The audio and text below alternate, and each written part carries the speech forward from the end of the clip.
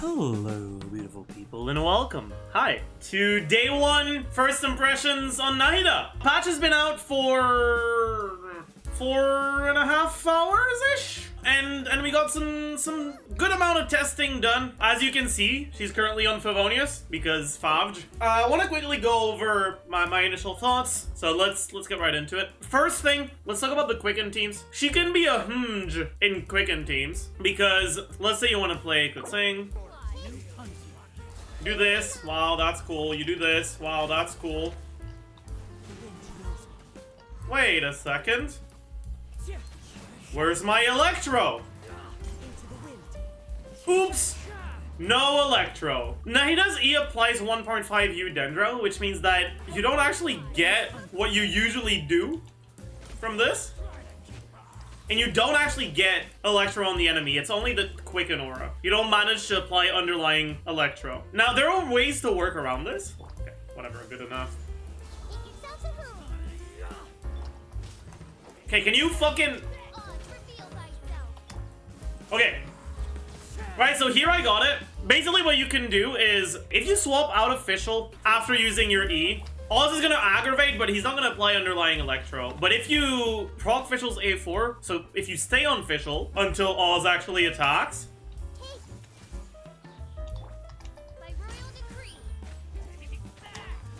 there we go. You just gotta stay on Fischl and wait for Oz to actually apply Electro to the enemy, and when you see the aura, you can swap out. Basically, it's fucking cringe.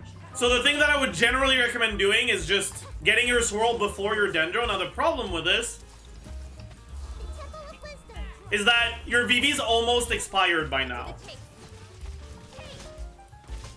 It's ideally not what you want to do, especially if you're doing something like Sino, right? Where you can't swap out of him. It's a pain. Anyways, it works. It's just, you need to adapt your rotations to it, and it's a massive pain in the ass. Because of that, I'd say that generally in Quicken teams with Nahida, I kind of don't like running Anemo units, because you're probably going to miss your swirl anyways. And so at that point, might as well just run something else. So either a Hydra unit to make it like a Quick Bloom team, or like Zhongli for the shield, or whatever. That's kind of it for the Quicken teams. The thing is, like, they're good, right? And she's good in Quicken, and like, she is like actually quite good. It's just, personally, I won't be using her in my Quicken teams. Even though she has like higher ceiling, because she actually has personal damage unlike the other Dendro units we have, I'm not going to be using her. I think it's too much of a pain in the ass to be worth it. With that being said, I am definitely going to be using her. Because as much as that additional Dendro is a massive pain in the ass when it comes to Quicken teams because it prevents you from getting the swirls you want relatively often, it's a massive upside when it comes to Bloom teams and Burgeon teams and Hyperbloom teams, where all you want is to generate as many cores as possible and then proc them. So, I'm gonna show a few of the teams that I've been liking a lot. I don't have Nilou on my account. I've done some testing on a different account. That being said, that account is a whale. And so, I don't know if I'll end up including the footage because it's whale stats and whale investment. I'll at least talk about it, for sure. Anyways.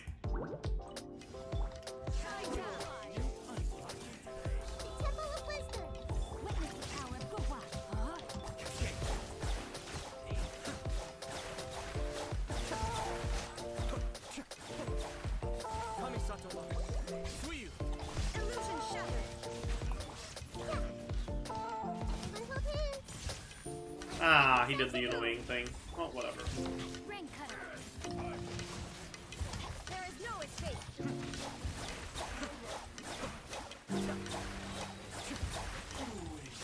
You can see that like it's pretty solid at dealing with AoE content. If you go for single target stuff instead, we can use Yelan.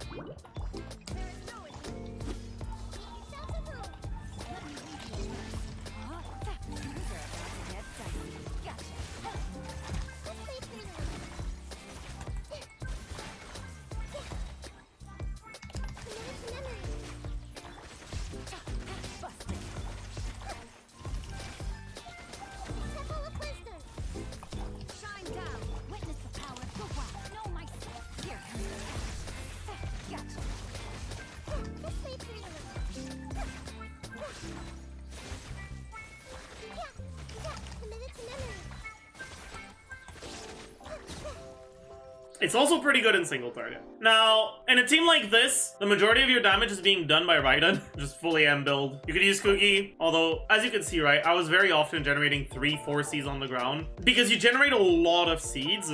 Slower Electro actually matters and can actually be a lot, like, worse. And so, since Kugi is 1.5 seconds to Raiden's down to 0.9, but generally more like 1.1. Like, it will make a difference in your output. It's not like a massive difference, though. Like, Kugi is very, like, viable in that team. But yeah, right, this is just Gilded Dreams, fully M Raiden, Deepwood Nahida. Right now she's on Favonius, helps the team's energy requirements. Like, right now, I have about 60 too much ER on my Xingqiu and 80 too much on my Yelan. I'm way overkill on the ER. I've been using a lot of different teams and having to swap artifacts and weapons between, like, testing different teams is frustrating. So I decided to just not.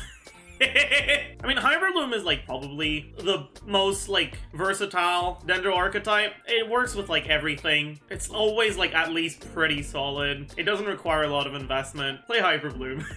It's not the only thing that you can do, though. A team that I've, like, talked about for a little while that I really like, I think is pretty solid, but obviously situational because you're kind of playing Circle Impact with a bunch of overload. That being said, Nahida helps mitigate the Circle Impact thing because your only remaining circle is Bennett, and even if you go out of Bennett's circle, you're still playing. You're basically, instead of playing a Burgeon team, you're a Hyperbloom team.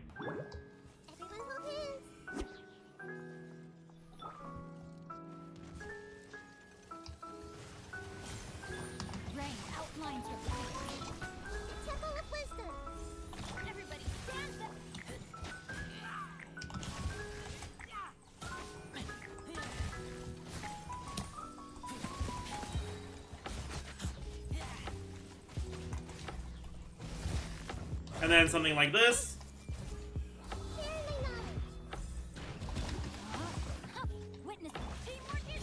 Now, obviously here, again, right, we're playing against enemies that are very vulnerable to stagger.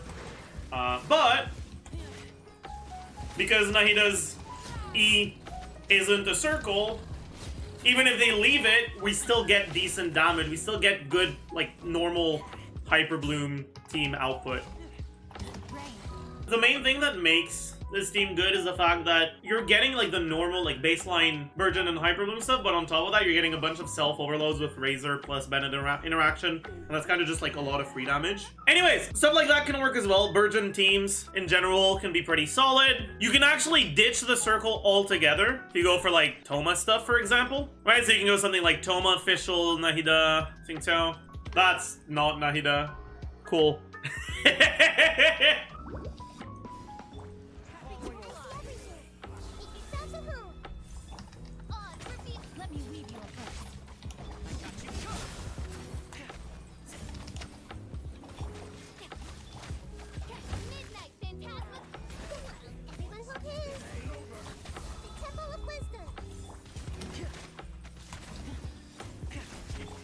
That was a bit better already, but...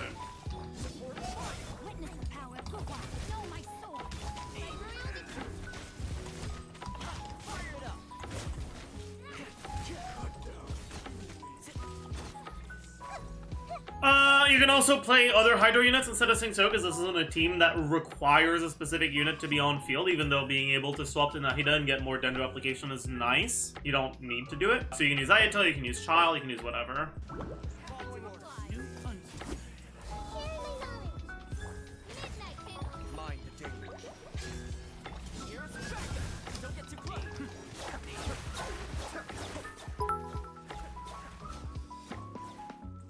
Did you notice Nahida weapon never appears when you...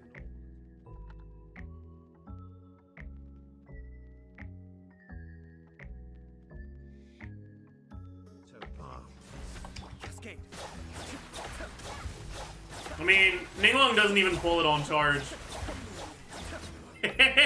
You can also ditch the Electro unit and use an Anemo unit instead. Because your swirl is going to weaken the burning gauge a little bit, it actually does kind of help you get more blooms.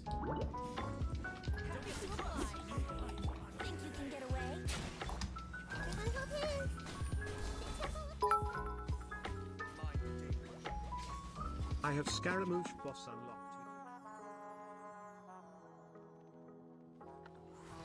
unlocked. Eventually, yes. Time for takeoff.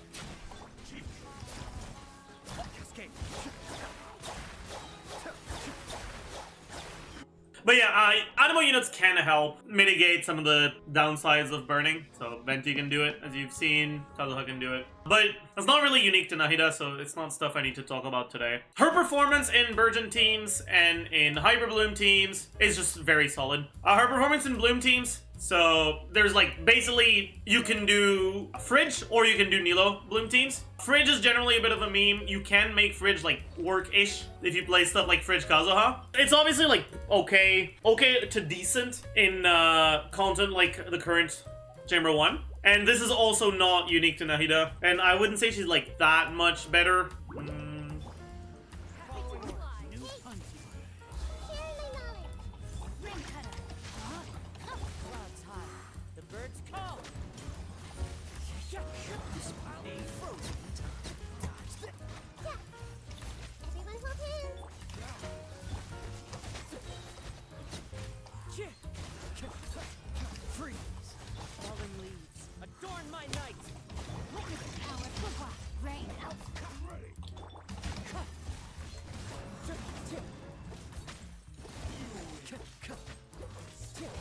It works. It's just meh.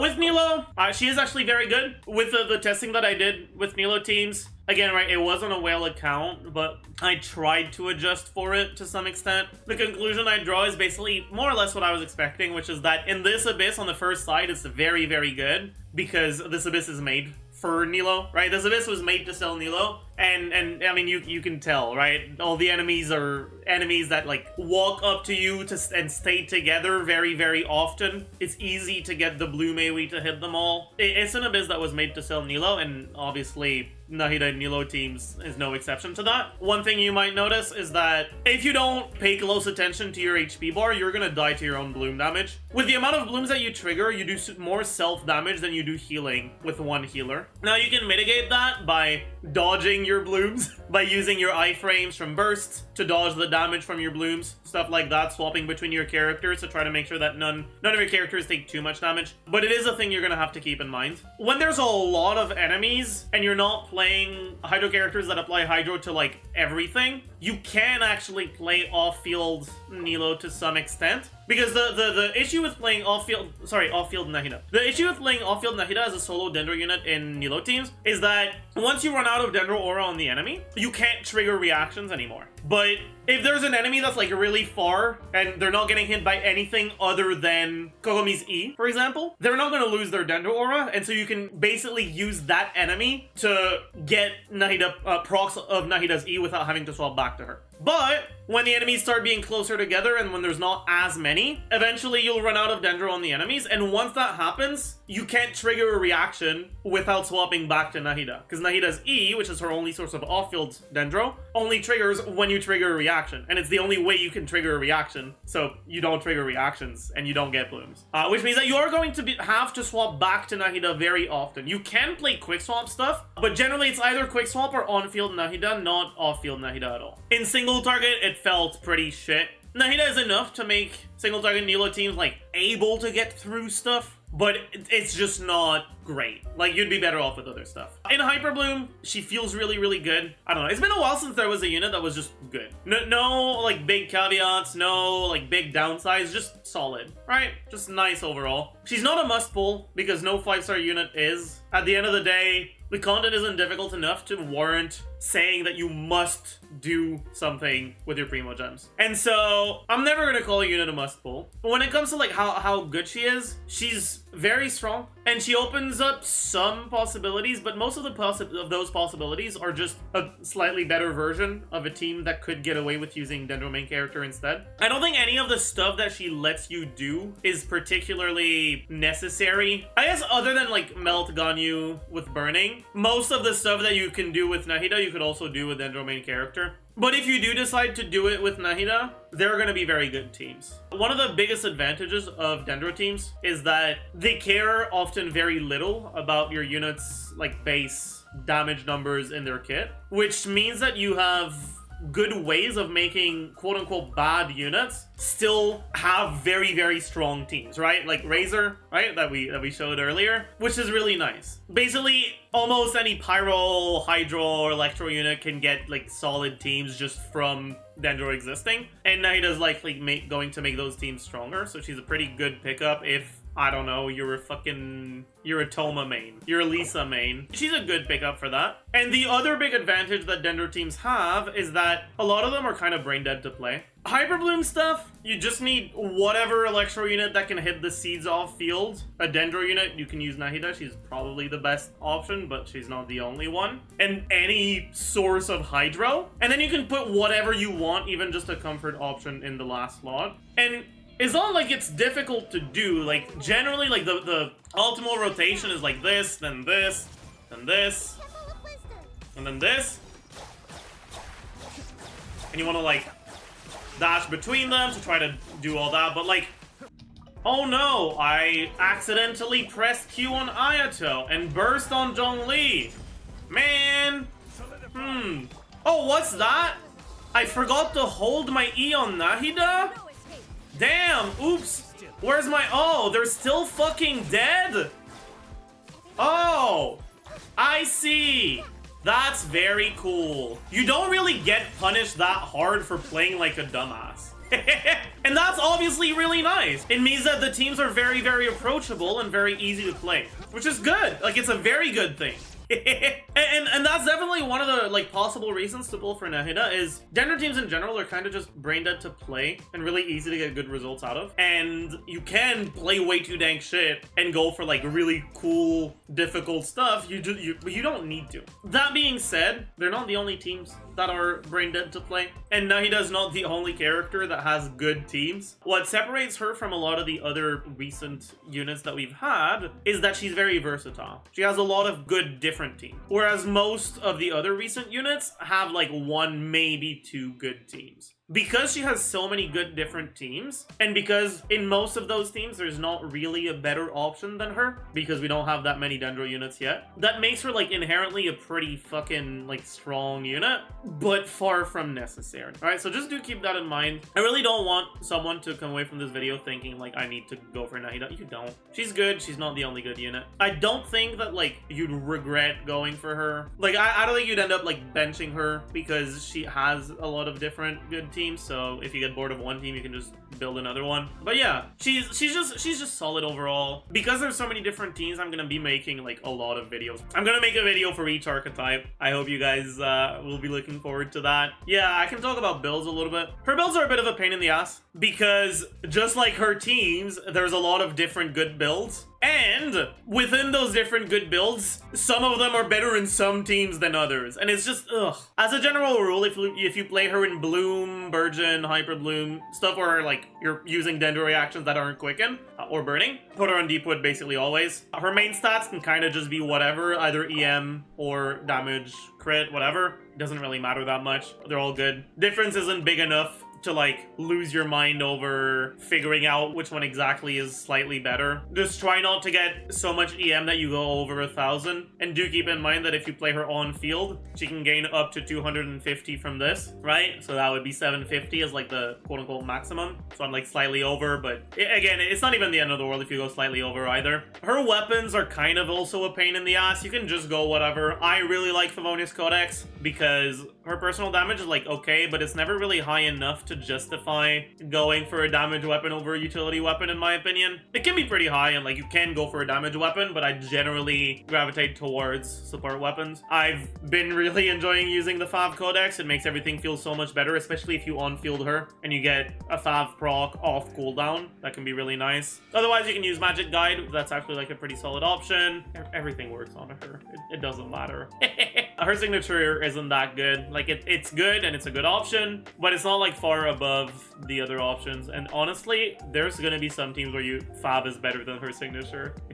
Fav is broken. Deepwood is more generalist, but Gilded can be okay if you play her in Quicken, like in Aggravate and Spread teams. Oh, and for burning, you really want to go full EM Gilded because you don't actually get that much Dendro damage. Oh yeah, for Ganyu stuff, if you do your Ganyu stuff, like your Ganyu charge shots frame perfect, your stuff is going to work properly. If you do it slowly, it's also going to work properly because of a different reason, where basically your burning is going to expire and then you'll be fine. But if you do it like good but not perfect, you can actually end up getting like Pange stuff where you can actually get your second your bloom to be what triggers her E instead of your initial charge shot, in which case you can actually lose your pyro on the enemy. So just keep that in mind. Either try to fucking get it perfectly, and if you're experiencing some issues, just slow down and you'll be fine. Like getting near perfect will fuck you over. Getting perfect is good, and getting kind of shitty is also good, but getting near perfect can fuck you over, which is funny. ER is her E generates particles up to once every 8 seconds. If you're trying to get tight sub 25-second rotations, you'll only get 2 E procs per rotation, and very often she's not going to be the one cashing those procs. And so I would highly recommend running more ER than less, because often what's going to happen is sometimes some rotations you'll get 2 E procs, and some rotations you'll get 3. And if you don't have enough for the 2, then those rotations you won't get your burst, and that's bad. So it's always better to have more than less. I'm currently running 5, so I have 180, and I'm comfortable with that. When I was running 140, right, when I don't run the 5, sometimes I don't get my burst when I need it, and it's a pain in the ass. Depends on the team, obviously, but yeah. All right, that's gonna be it for the day 1 impressions. I will be doing a post-release, obviously. Post-release might be a little like late-ish, not really late, but like towards the end of the banner, because I want to focus on, well, team videos before I focus on that. So you can definitely look forward to those team videos and to the post-release. Thank you for watching. All right, leave a like, all that good shit, and I'll see you guys on the next one. Bye, YouTube.